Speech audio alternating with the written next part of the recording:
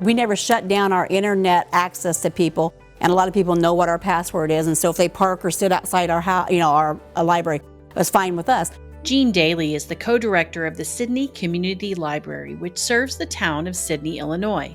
Population 1321. I think that the libraries in the small towns are so important just for the fact that there's a resource, there's a place that they can come to, there's a place for the kids to come to. And see, we kind of felt bad being shut down, thinking that maybe some of these kids would need to be in here doing their schoolwork. The library is open Monday through Friday from 4 p.m. to 7 p.m. Daly and co-director Rosemary McCary work together to keep the books, movies, and library's other resources up to date, all while trying to help local residents access and navigate the internet.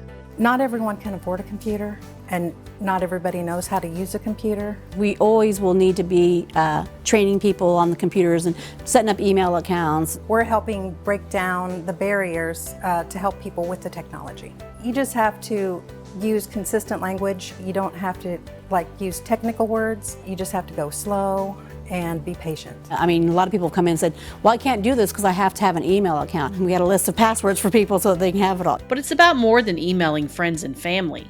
Having access to computers and high-speed internet is a critical need here. Hospitals anymore, your doctor's offices, you have to do your scheduling online. You have to have the MyCarl app or the, MyChristie apps and those kind of things.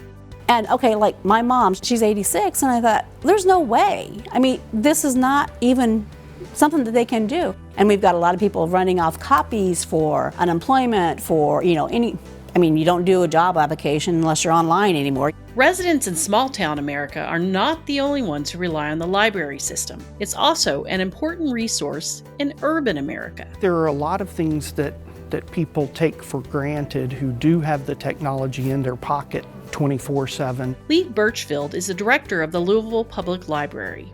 I have been at this library for 24 years. The library system is located about 3.5 hours south of Sidney, Illinois, in Kentucky's largest city. The Louisville Public Library serves a population of more than 782,000 people. We're using a gigabit connection to the internet right now to serve 17 locations, probably around 700 public computers. Birchfield says the pandemic forced the library system to shut down all its locations.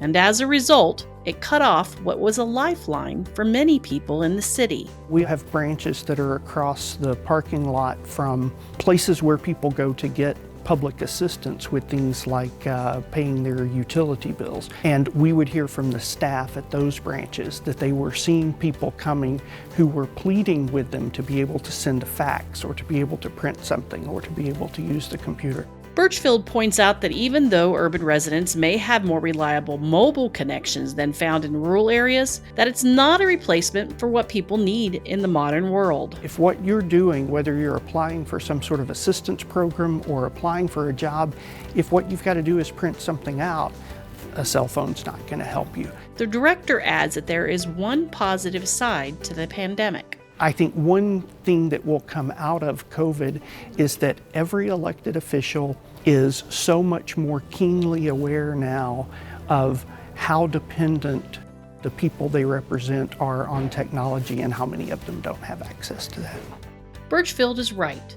There are signs that lawmakers are catching up, so to speak, with what's happening on the ground. By mid-2021, the federal government had set aside billions of dollars in broadband-related funding, including for programs that are focused on helping schools and libraries. So the ECF program is really great, but the ways that they've restricted what the money can be spent on really is making it hard for public libraries to take full advantage of that. If you look at the first wave commitments, they were almost all schools, because schools have a mechanism to buy laptops with Wi-Fi connections and get them into people's homes. So what kind of improvements would these librarians like to see made if they had access to those billions of dollars? I would want to update our computers and get the word out that we have the best computers and the best helpers to get you the information that you need.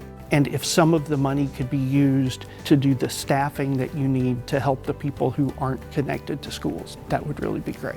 So where libraries, I think, can really continue to fill that gap is if we can get broadband into more homes. Libraries are standing by ready to help people continue to develop the skills they need to use that effectively.